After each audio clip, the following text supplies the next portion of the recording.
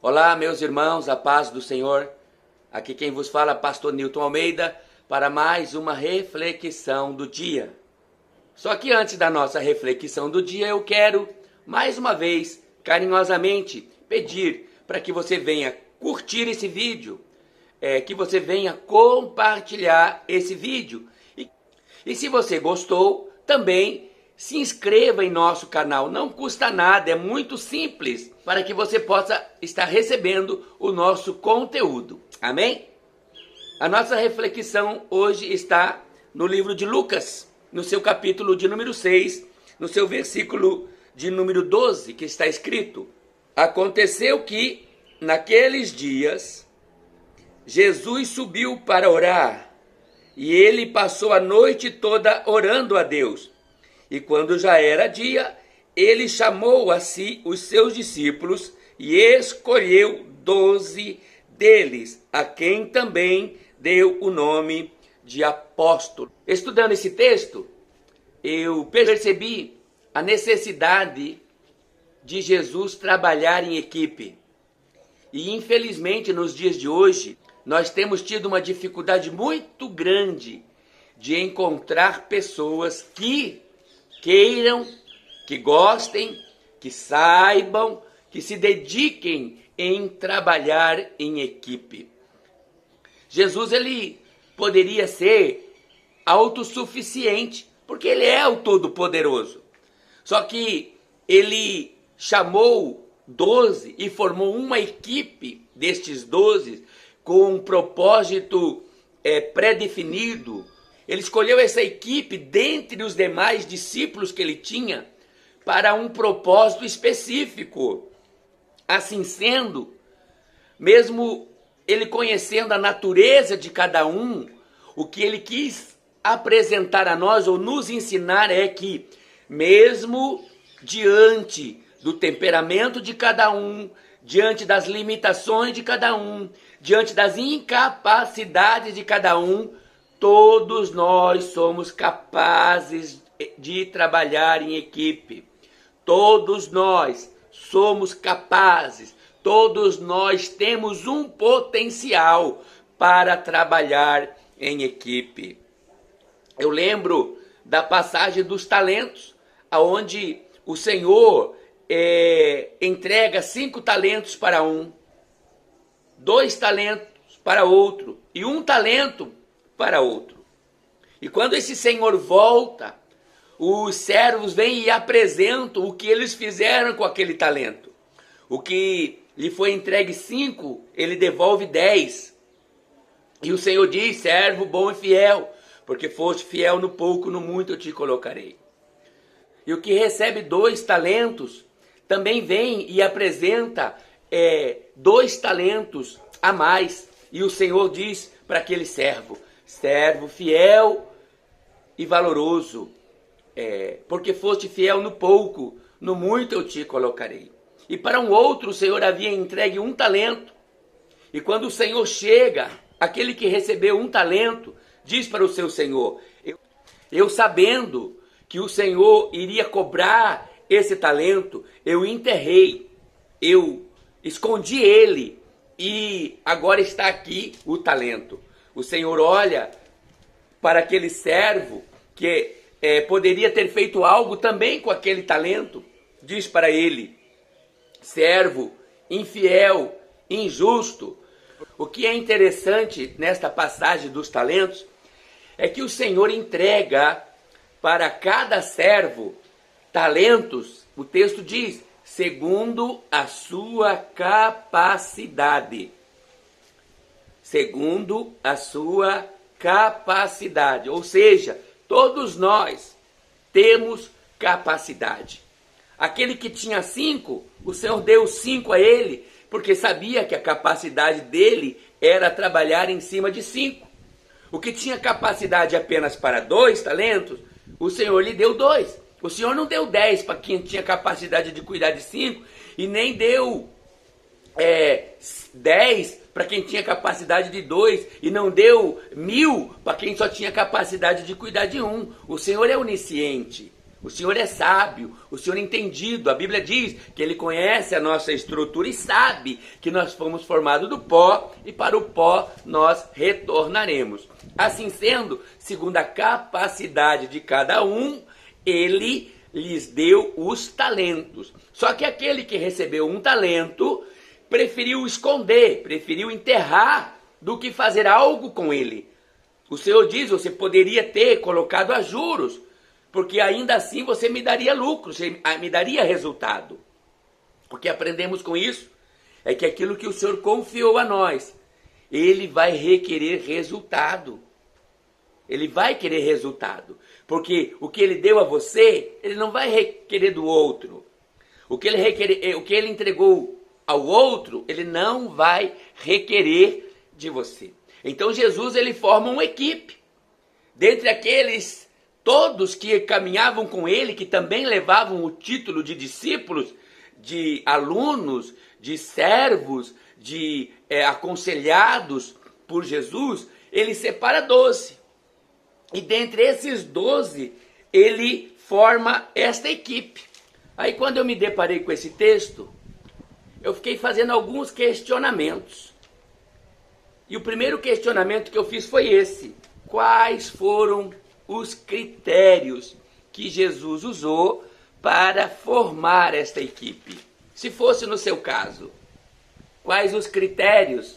Se fosse você o responsável pelo RH de Jeová, qual seria o seu critério para selecionar, para escolher os apóstolos, para separar diante os discípulos estes 12 especificamente? Quais seriam os critérios?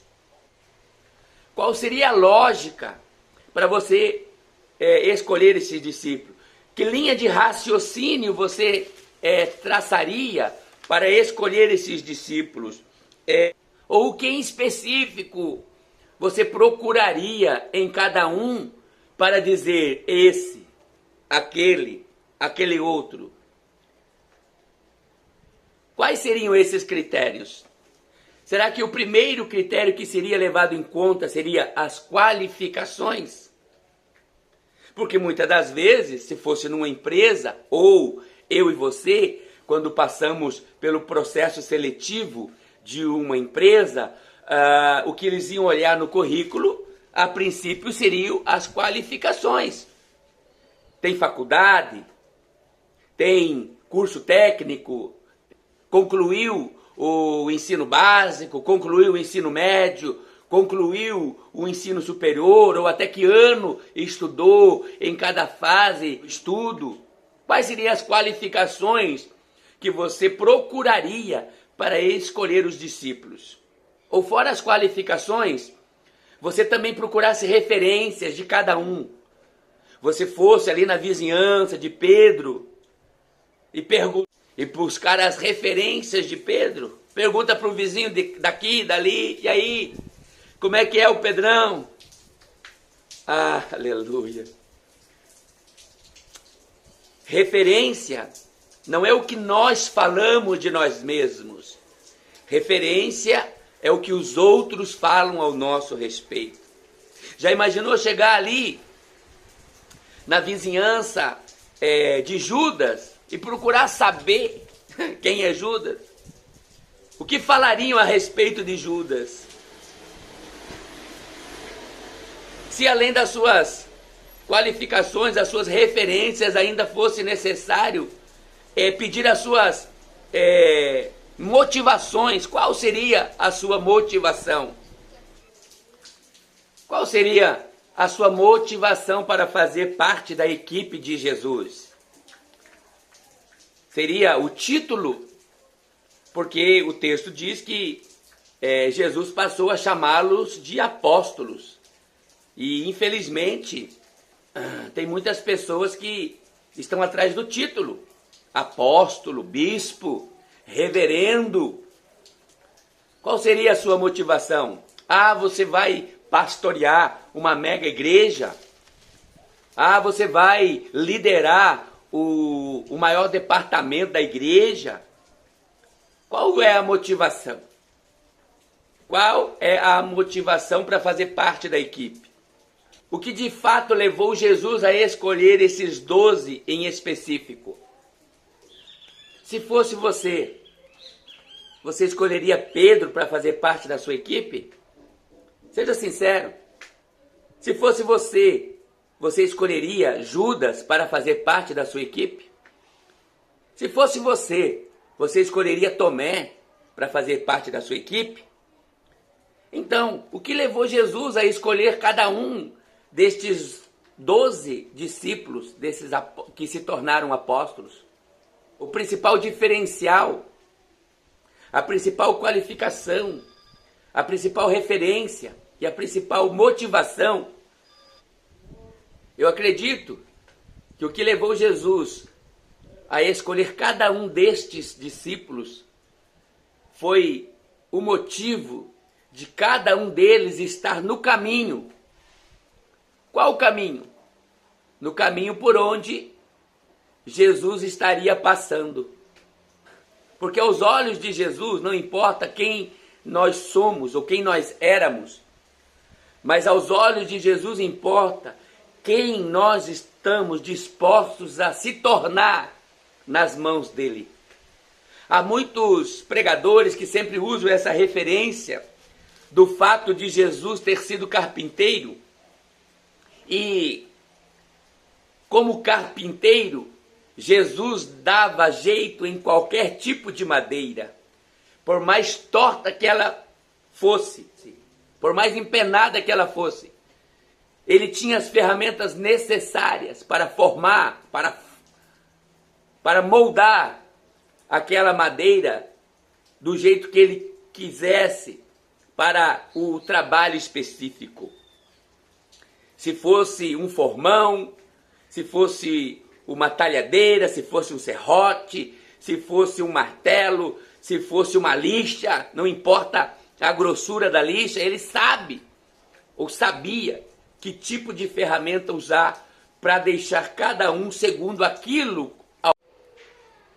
Jesus, sendo sabedor de como trabalhar em cada um, escolheu Pedro, que talvez você não escolheria, escolheu Judas, que você talvez não escolheria, porque Jesus, sendo onisciente, ele sabia que cada um faria parte de uma fase do processo na caminhada dele, na formação dele como líder. Porque o liderado ajuda também a formar o líder.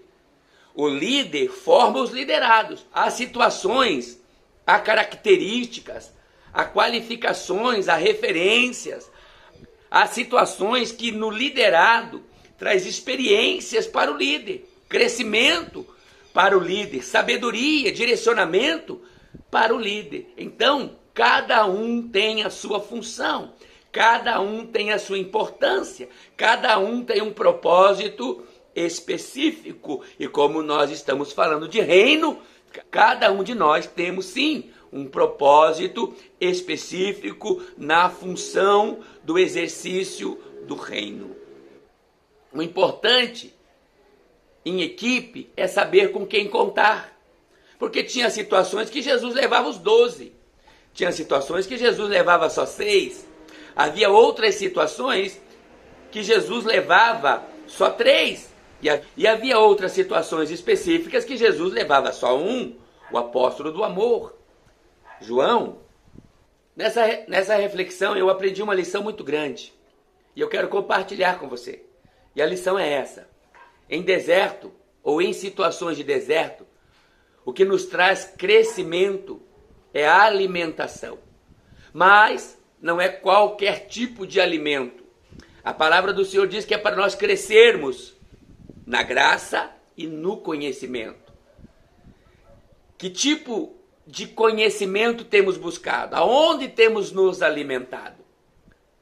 E se quisermos ter um crescimento saudável, nós temos que nos alimentar daquilo que edifica, daquilo que fortalece, daquilo que capacita, daquilo que dá discernimento, entendimento, daquilo que abre o nosso campo de visão. em situações que nos fortalece e anima, se alimentar daquilo que de fato vai nos fazer produzir para o reino. Jesus estava no deserto já há 40 dias, 40 noites. E o texto diz que ele teve fome, ele precisava se alimentar. E quando ele apresentou essa necessidade, o diabo chegou com alimento. Você precisa se alimentar, está aqui o alimento. Mas basta que você libere uma palavra para que essa situação mude. Você está vendo pedra, mas se você liberar uma palavra, ela vai se tornar em pão. Então cuidado com aquilo que você fala. Cuidado com aquilo que você profetiza. Cuidado quando você empresta a sua boca para, de alguma forma, talvez murmurar, reclamar, julgar, criticar, apontar o dedo. Então Jesus, ele poderia sim usar do poder da palavra para mudar aquela situação. Mas não, ele disse, não é desse alimento que o homem vai se alimentar. O alimento que o homem vai se alimentar é de toda a palavra que sai da boca de Deus. É esse alimento que, em situações difíceis, eu vou buscar o alimento.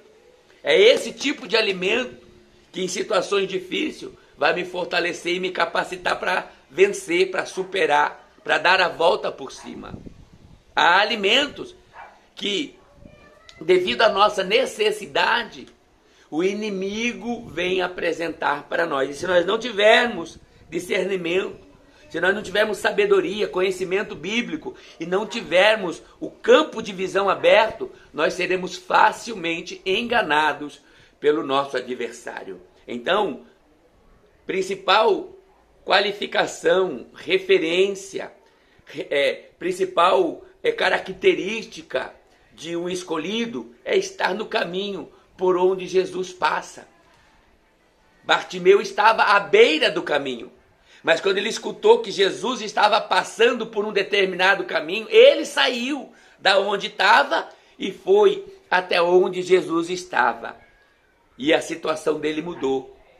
A cegueira dele se reverteu em visão, restaurada, curada, liberta e transformada pelo próprio Senhor Jesus.